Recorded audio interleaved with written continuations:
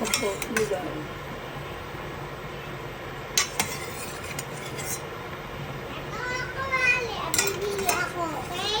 Okay, kunwari bibili ka ng lugaw.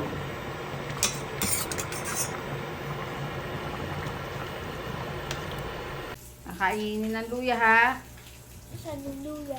Ayan, meron dyan.